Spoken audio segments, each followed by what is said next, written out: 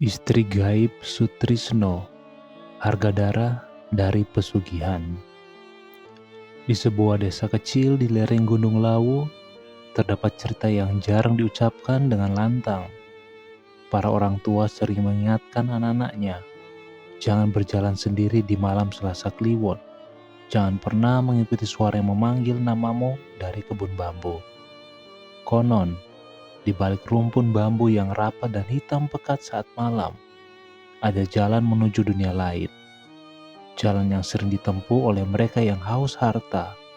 Orang-orang menyebutnya jalan pesugihan.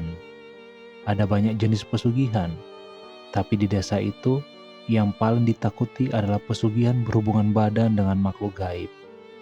Cerita turun-temurun mengatakan bahwa siapapun yang berani melakukannya akan hidup bergelimang harta, tapi dengan syarat tubuh dan jiwanya tidak pernah benar-benar milik sendiri. Setiap malam tertentu, ia harus menyerahkan diri kepada sosok gaib yang menjadi pasangannya. Dan semakin lama, semakin besar pula harga yang harus dibayar. Tak hanya dirinya, melainkan juga keluarga dan keturunannya. Namanya Sutrisno, seorang pria berusia 35 tahun. Ia lahir dari keluarga miskin yang hidup dari bertani. Tapi, lahan sawah warisan sudah lama habis digadaikan. Istrinya Wati, seorang penjual sayur di pasar, berjuang keras agar dapur mereka tetap berasap.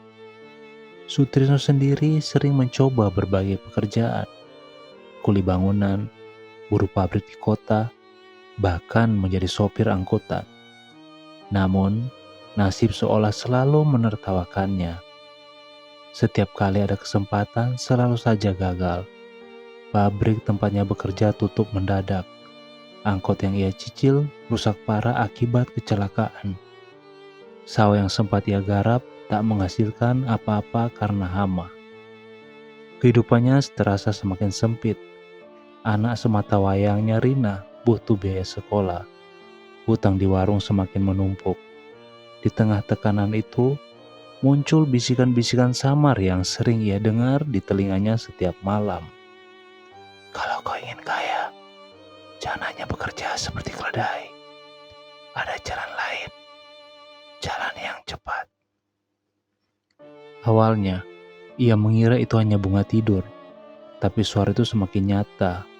Hingga suatu malam di pos ronda, seorang lelaki tua yang dikenal sebagai Mbah Kromo menatapnya lama dan berkata, "Trisno, kalau kau mau, ada jalan supaya semua hutangmu lunas, anak sekolah tinggi, dan kau dihormati orang desa. Tapi, itu jalan yang tidak bisa kau putar kembali." Kata-kata itu membuat bulu kuduknya berdiri. Mbah Kromo bukan orang sembarangan. Ia dikenal sebagai dukun tua yang sering diminta tolong orang untuk mencari tuyul, pesugihan, atau sekedar jimat pelaris. Wajahnya keriput, matanya sayu tapi dalam, seolah bisa menembus isi hati siapapun yang ditatap. Sutrisno awalnya ragu. Ia masih ingat nasihat ayahnya dulu. Jangan pernah mendekati ilmu hitam. Kaya dari pesugihan itu bukan milikmu, tapi milik makhluk yang menjeratmu. Namun kebutuhannya membuatnya goyah. Jalan apa itu, Mbah? Tanyanya lirih. Mbah Kromo tersenyum. Senyum yang lebih mirip garis tipis mengerikan di wajah tuanya. Pesugihan, tapi bukan sembarang pesugihan.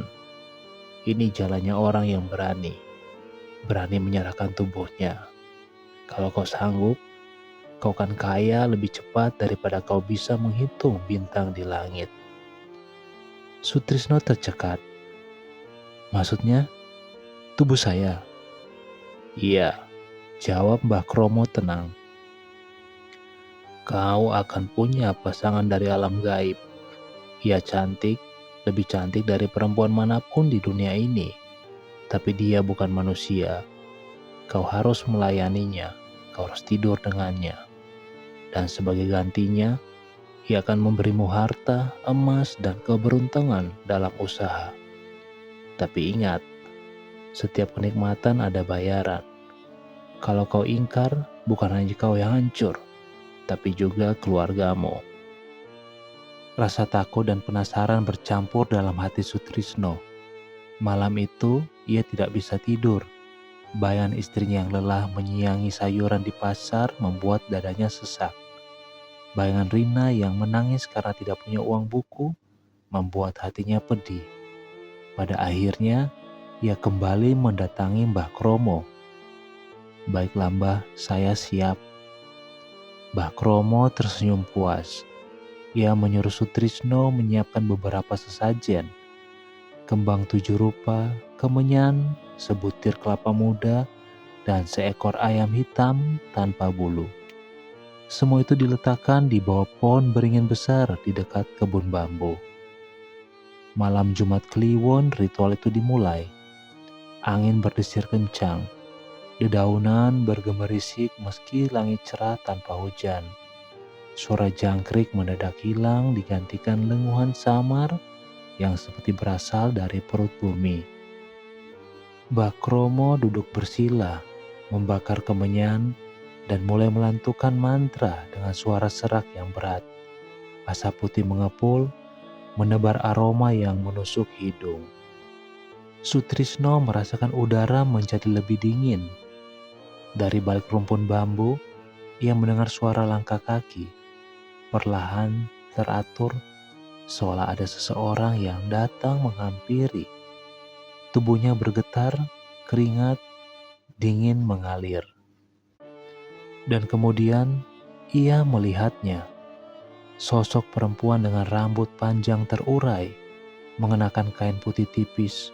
Wajahnya samar dalam gelap, tapi sorot matanya tajam berkilat bagai bara. Senyum melengkung di bibirnya dan suaranya terdengar lembut sekaligus mengancam. "Aku datang karena panggilanmu, Trisno. Kau ingin kaya bukan? Kau ingin hidup terhormat? Maka berikan tubuhmu padaku, jadilah milikku." Jantung Sutrisno hampir meledak. Ia menoleh ke Mbah Kromo, tapi lelaki tua itu hanya mengangguk pelan, seolah memberi restu. "Mulai malam ini," lanjut sosok itu, "kau bukan lagi hanya milik keluargamu, kau juga milikku. Setiap malam tertentu aku akan datang padamu. Kau tak boleh menolak." Sutrisno ingin lari, tapi kakinya seakan tertanam di tanah. Tubuhnya gemetar. Namun, di saat bersamaan, ada daya tarik aneh yang membuatnya sulit menolak. Seperti ada kekuatan yang merayap dalam darahnya, menuntutnya tunduk. Dan malam itu, di bawah pohon beringin, dengan suara mantra Mbah Kromo yang terus bergema, perjanjian pertama Sutrisno dimulai.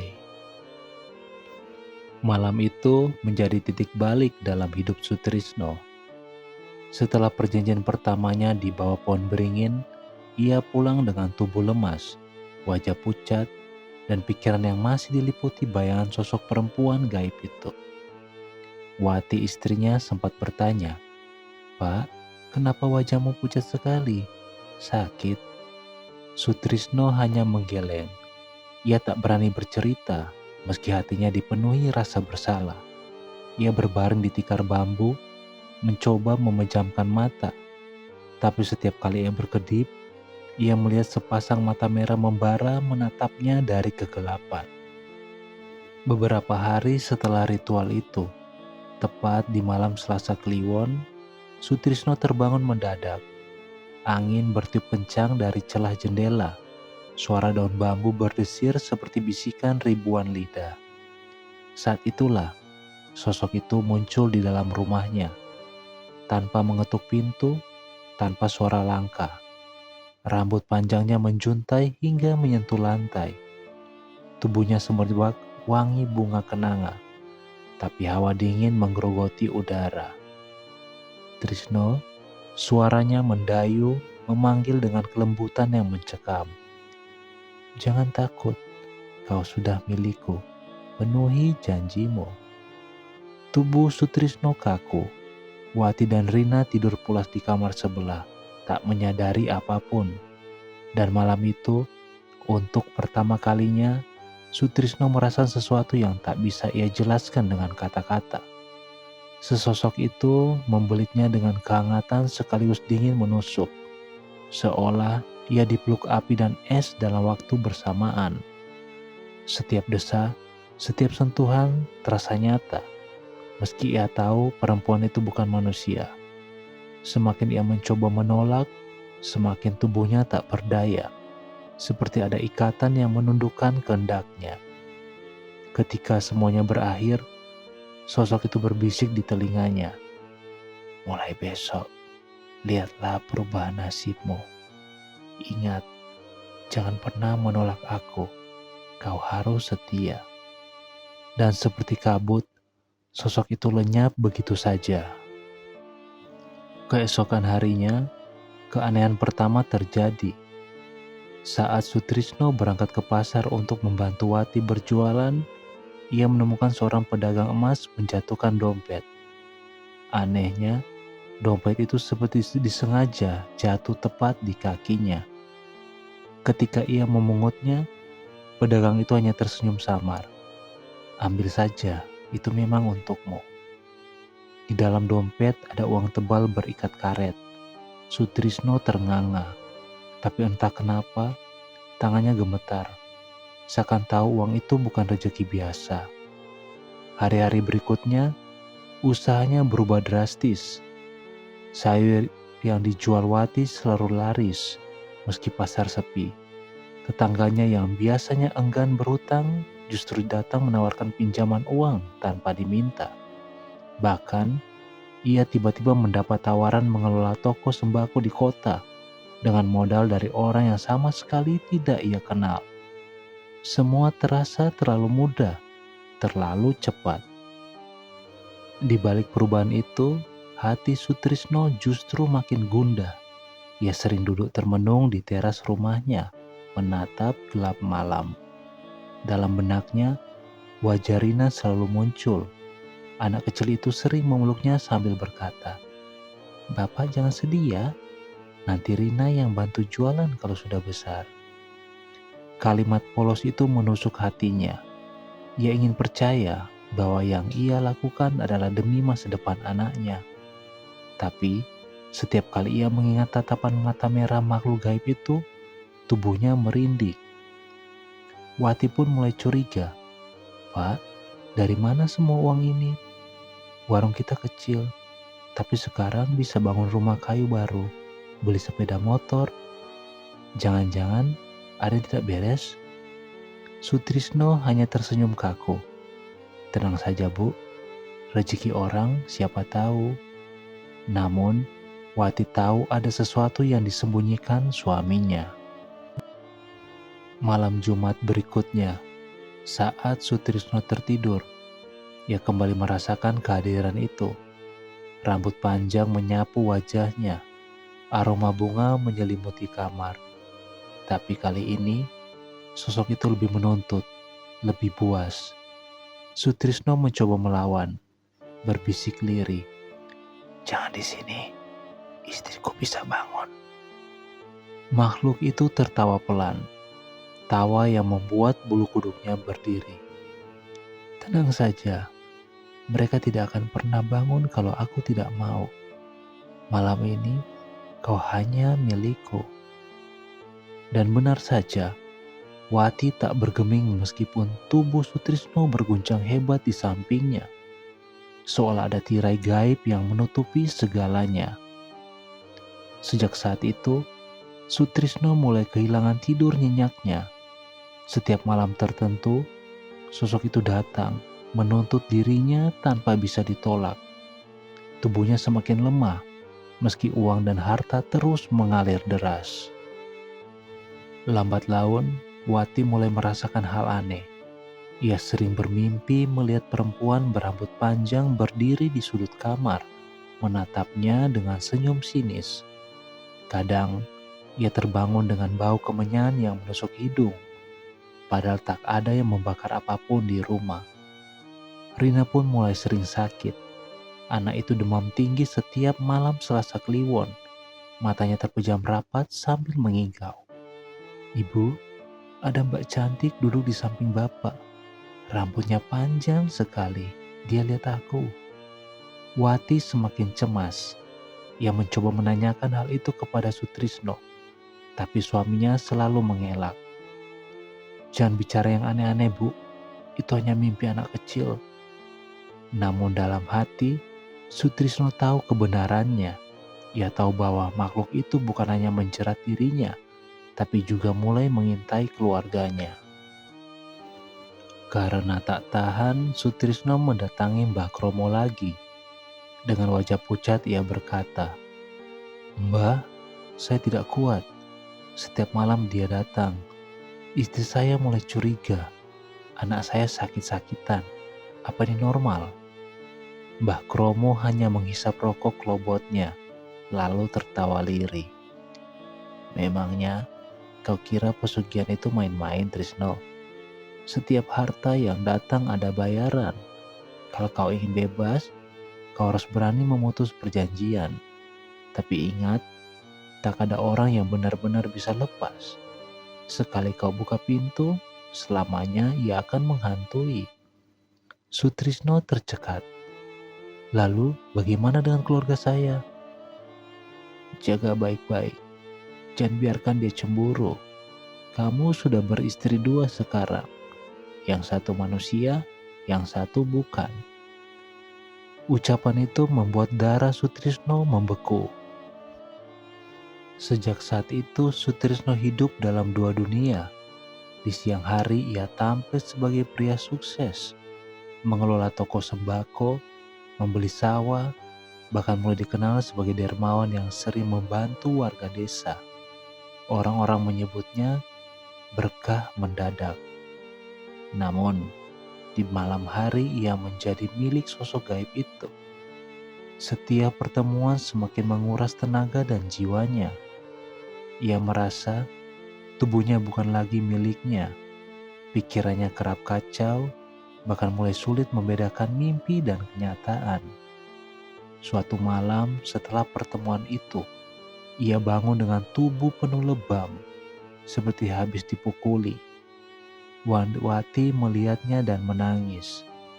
"Pak, apa sebenarnya yang terjadi denganmu?" Sutrisno tak mampu menjawab. Ia hanya menatap kosong ke arah dinding, di mana samar-samar ia melihat bayangan rambut panjang melintas. Puncaknya, suatu malam Wati masuk ke kamar dan mendapati suaminya berdiri di depan cermin, bergumam sendiri. Tubuhnya gemetar, wajahnya pucat, matanya kosong. "Pak, kau kenapa?" Sutrisno menoleh, bibirnya bergetar. Dia ada di belakang cermin. Dia menatapku. Dia bilang kalau aku menolak, dia akan mengambil Rina." Wati langsung memeluk suaminya, tapi tubuh Sutrisno terasa dingin, hampir tak bernyawa. Dan malam itu, untuk pertama kalinya, Wati juga melihatnya. Bayangan samar seorang perempuan berambut panjang di balik pantulan cermin, tersenyum menantang. Sejak malam itu, rumah Sutrisno tidak pernah benar-benar tenang lagi. Wati sering terbangun dengan bulu kuduk meremang, seakan ada yang mengawasinya dari sudut kamar. Rina, anak sematawayang mereka, semakin sering sakit. Tubuhnya pucat, matanya sayu, dan seringkali ia berkata hal-hal yang membuat Wati bergidik. "Ibu, semalam Mbak cantik itu ajak aku main. Katanya, kalau aku ikut dia, aku bisa punya boneka banyak. Tapi, kenapa matanya merah, Bu?" Wati menangis mendengar itu. Ia mulai sadar bahwa yang menghantui mereka bukan sekedar mimpi, melainkan nyata. Sutrisno sendiri semakin kacau. Siang hari ia tampak sehat, bahkan makin disegani karena kekayaannya kian bertambah.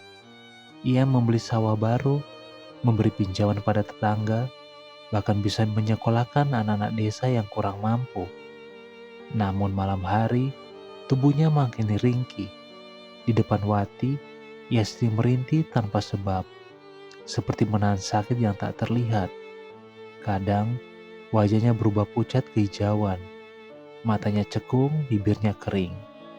Suatu kali, Wati melihat suaminya berdiri di halaman belakang, menengadah ke langit tengah malam, dengan kedua tangan terentang. Ia berbisik pelan seolah berbicara pada seseorang yang tak terlihat. "Jangan ambil anakku, ambil aku aja. Ambil aku seumur hidup, tapi jangan sentuh dia." Wati mendekat, namun tiba-tiba angin kencang berembus, membuatnya tak bisa melangkah. Dari bayan pohon mangga, ia melihat samar-samar sosok perempuan berambut panjang duduk tersenyum licin. Rina semakin sering mengigau.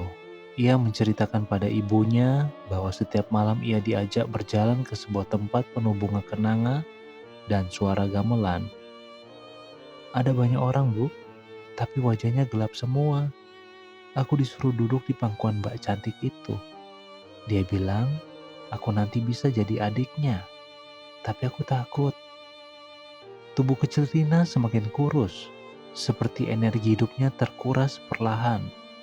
Wati yang panik akhirnya mendesak suaminya. "Pak, katakan yang sebenarnya. Apa yang kau lakukan sampai anak kita diganggu seperti ini?" Sutrisno hanya terdiam, menutup wajah dengan kedua tangan. Bahunya berguncang. Ia tahu jawabannya terlalu mengerikan untuk diucapkan. Akhirnya, pada malam yang dingin, di tengah suara hujan yang menetes dari atap rumah, Sutrisno bicara. Dengan suara parau ia mengaku pada Wati tentang perjanjian pesugihan. "Aku lakukan ini demi kita, Bu. Demi anak kita. Aku pikir hanya aku yang harus menanggungnya. Tapi ternyata dia juga menginginkan Rina. Dia bilang kalau aku ingin kaya lebih lama, harus ada yang menggantikan." Wati menjerit, menutup mulutnya sendiri agar suara tak terdengar tetangga. Air matanya bercucuran. "Pak, kenapa kau tega? Kenapa memilih jalan terkutuk itu? Lebih baik kita miskin daripada anak kita jadi tumbalnya." Sutrisno terisak. "Aku menyesal, tapi aku sudah terikat. Kalau aku melawan, dia akan membunuh kita semua." Beberapa hari kemudian, desa mengadakan pasar malam. Wati mencoba membawa Rina ke sana agar anaknya terhibur. Namun saat berjalan di antara kerumunan, Rina tiba-tiba berhenti.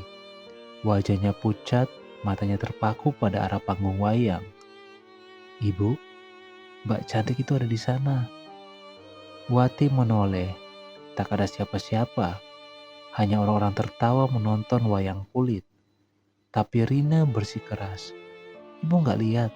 Dia melambaikan tangan sama aku. Dia panggil aku." Tiba-tiba tubuh Rina demam tinggi dan dia pingsan di tempat. Wati menjerit minta tolong, sementara beberapa warga membawa mereka pulang. Sejak itu, Wati yakin anaknya memang sedang diincar. Malam Jumat Kliwon berikutnya, rumah Sutrisno diguncang teror. Pintu berdiri sendiri, lampu minyak padam tiba-tiba, dan suara tawa perempuan menggema dari atap rumah. Sutrisno berusaha menutup telinga, tapi suara itu justru terdengar di dalam kepalanya. "Trisno, kau berani menolak aku? Kau berani melarang aku mendekati anakmu? Ingat, perjanjian tak bisa kau putuskan sepihak. Kalau kau tak rela menyerahkan dia, maka akan kuambil dengan paksa." Tubuh Sutrisno terempas ke dinding, seolah didorong oleh kekuatan yang tak kasat mata. Wati menjerit histeris, memeluk Rina yang ketakutan. "Lepaskan mereka, ambil aku aja." Sutrisno berteriak sekuat tenaga, tapi hanya tawa panjang yang terdengar, mengiris telinga seperti besi beradu. Dalam keputusasaan, Sutrisno kembali menemui Mbah Kromo. Ia bersujud di hadapan dukun tua itu. "Mbah, tolong saya. Dia mau ambil anak saya." Saya rela apapun, asal anak saya jangan dijadikan tumbal. Mbah Kromo hanya menghela napas panjang. Sudah kukatakan sejak awal, Trisno, pesugihan itu bukan jalan pulang. Sekali masuk, kau harus bayar. Kalau tidak, kau ya keluargamu. Kalau bukan keluargamu ya keturunanmu. Itu harga yang tidak bisa ditawar. Air mata Sutrisno mengalir deras. Lalu, apa tidak ada cara lain? Mbah Kromo menatapnya lama, lalu berkata pelan, "Kalau kau benar-benar ingin menyelamatkan keluargamu, kau harus berani memutus perjanjian dengan cara terakhir. Tapi risikonya, nyawamu yang jadi bayaran. Kau siap?" Sutrisno terdiam.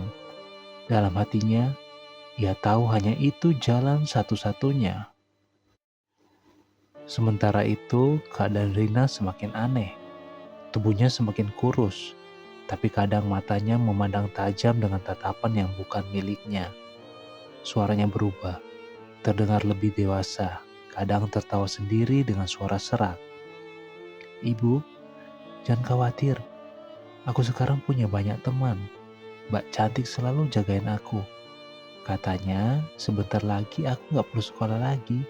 Aku bisa tinggal sama dia di rumah besar." Wati merinding mendengarnya. Ia memeluk anaknya erat-erat, berdoa tanpa henti. Tapi rasa takut terus menghantui. Suatu malam, Sutrisno bermimpi berdiri di tepi sungai keruh. Di seberang, ia melihat Rina melambai, diapit oleh sosok perempuan berambut panjang. Air sungai berubah merah seperti dipenuhi darah. "Ayo ikut aku, Trisno," suara perempuan itu menggema. "Kalau kamu nolak, aku akan membawa anakmu menyeberang lebih dulu." Sutrisno terbangun dengan tubuh basah oleh keringat. Di sampingnya, Rina tidur dengan wajah pucat, bibir membiru seolah darahnya disedot perlahan. Saat itu, Sutrisno tahu waktunya semakin sempit. Ia harus memilih, menyerahkan anaknya atau mengorbankan dirinya sendiri. Malam itu, Sutrisno duduk sendirian di teras rumahnya. Angin dingin menelusup dari celah bambu membawa aroma tanah basah. Wajahnya kusut, matanya sembab karena tangis. Sejak pengakuannya kepada Wati, rumah mereka tidak lagi sama. Penuh doa, tangisan, dan ketakutan. Wati menjaga Rina hampir setiap malam, memeluk anaknya erat, sementara anak kecil itu terus mengigau tentang Mbak Cantik yang semakin sering muncul di mimpinya. Sutrisno tahu waktunya hampir habis.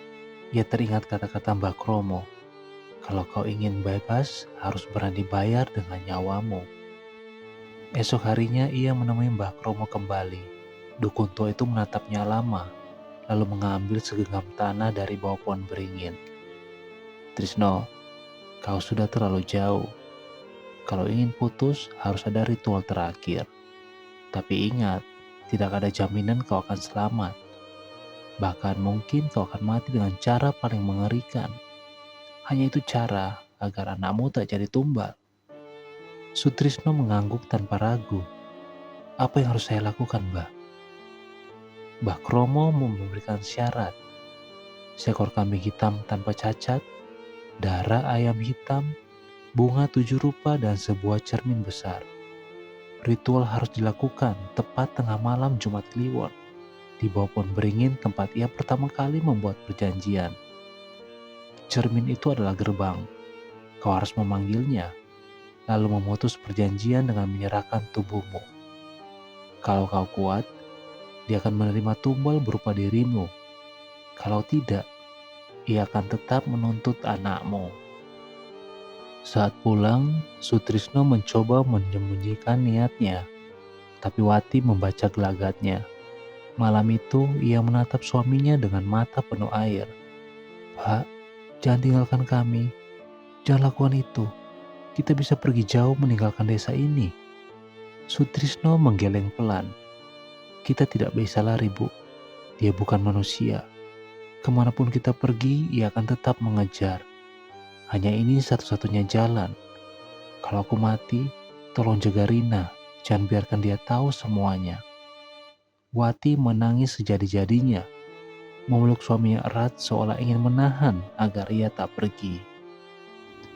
Tepat tengah malam Jumat Kliwon, Sutrisno bersama Mbah Kromo membawa sesajen ke bawah pohon beringin. Angin berputar kencang, dedaunan berterbangan seperti pusaran.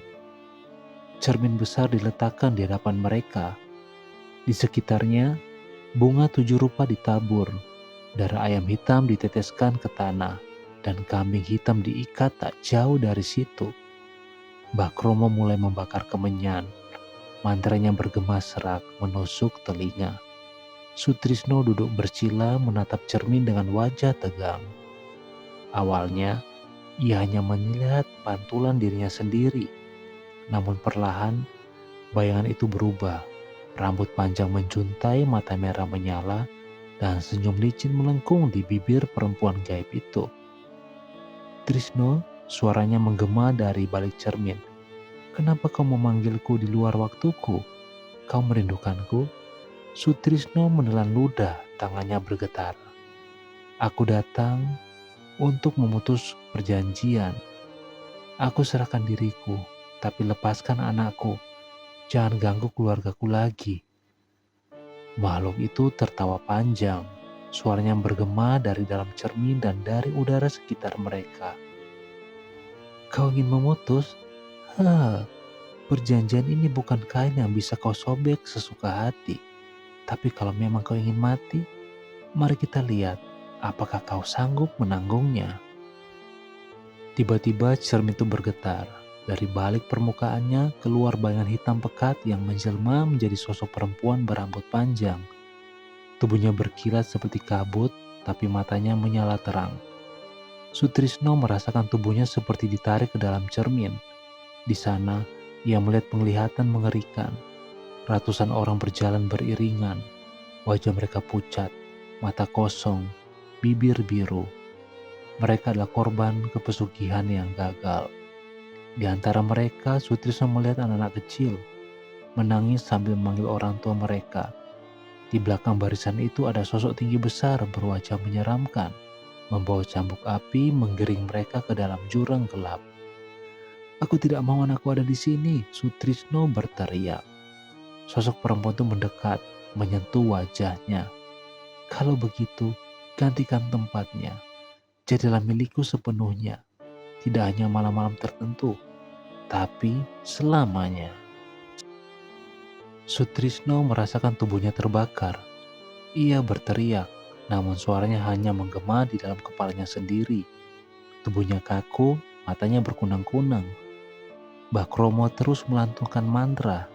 Keringatnya bercucuran deras. Tahan Trisno, kalau kau menyerah sekarang, ia akan mengambil anakmu juga. Sutrisno menggertakkan gigi, berusaha menahan rasa sakit. Ia melihat bayangan Rina melintas di cermin, menangis sambil memanggilnya. Itu memberi kekuatan baru.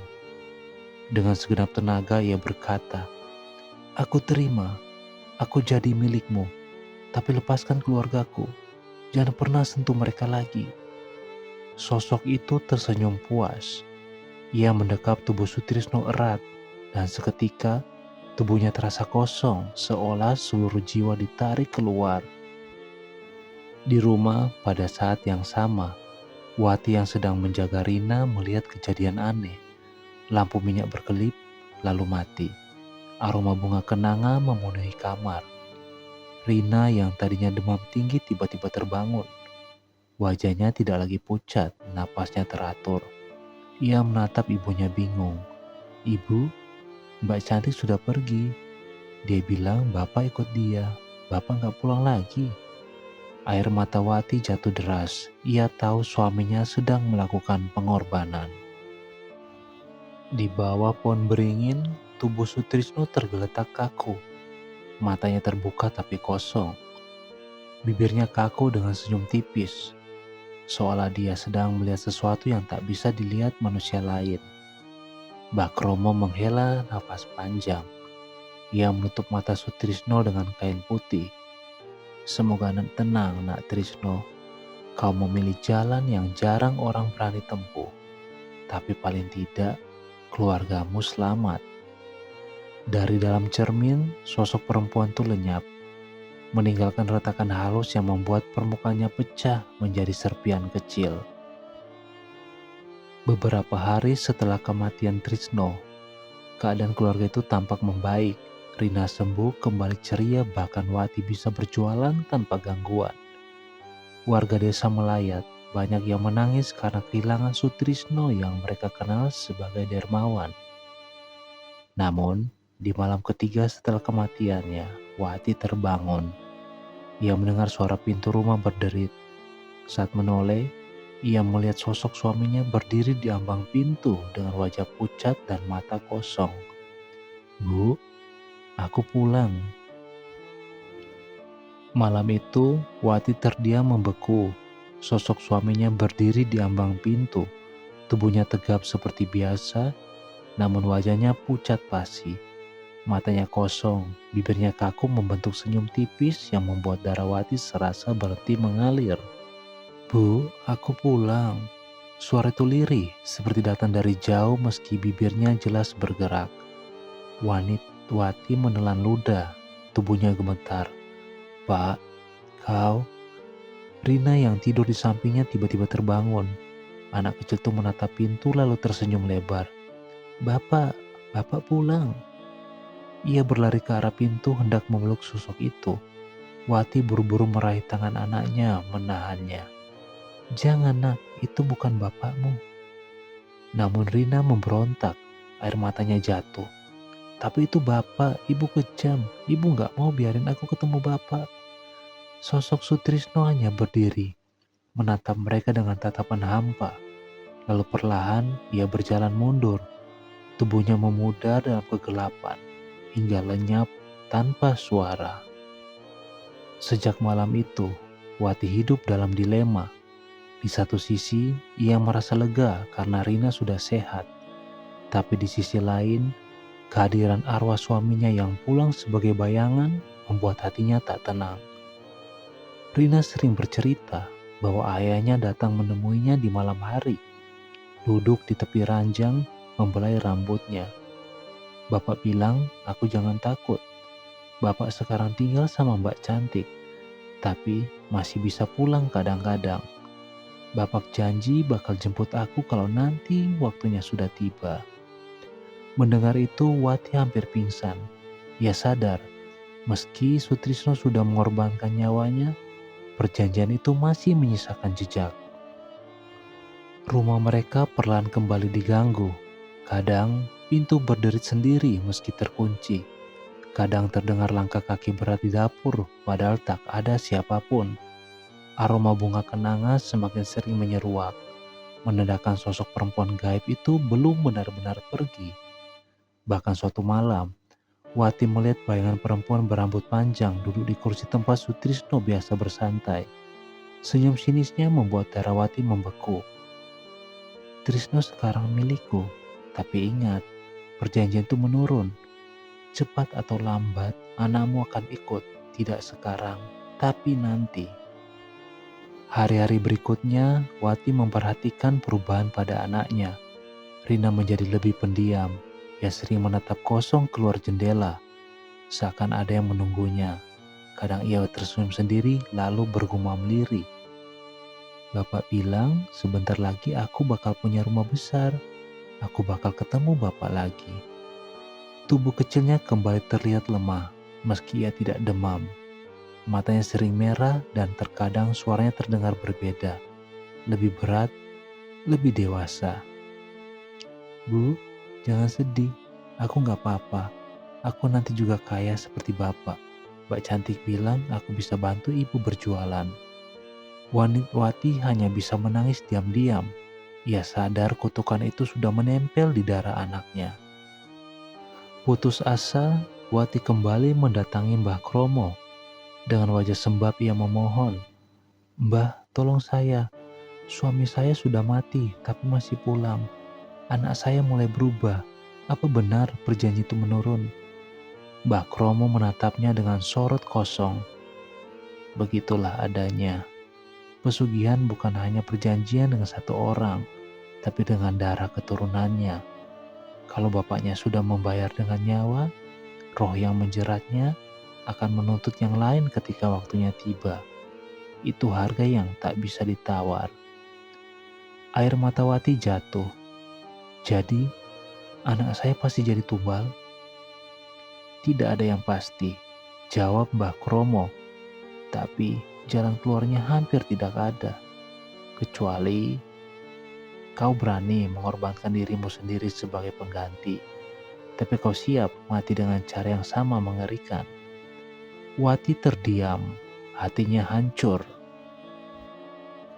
Malam-malam berikutnya, arwah Sutrisno semakin sering muncul. Kadang berdiri di dapur, kadang duduk di kursi depan, kadang bahkan masuk ke kamar tidur mereka. "Bu, aku kangen kalian," ucapnya dengan suara datar. Wati hanya bisa menutup mata, berdoa dalam hati. Tapi Rina selalu berlari menyambutnya, seolah tak melihat bahwa itu hanyalah bayangan tanpa jiwa. Suatu kali Wati mencoba berani bertanya, "Pak, kenapa kau masih pulang? Bukannya kau sudah pergi?" Sosok Sutrisno menunduk, suaranya berat. Aku tidak bisa pergi. Aku miliknya selamanya. Aku hanya bisa kembali untuk menjemput. Nanti, aku akan bawa Rina bersamaku. Itu janji yang harus kutepati." Beberapa hari kemudian, Rina bermimpi aneh. Ia bercerita pada ibunya dengan wajah pucat.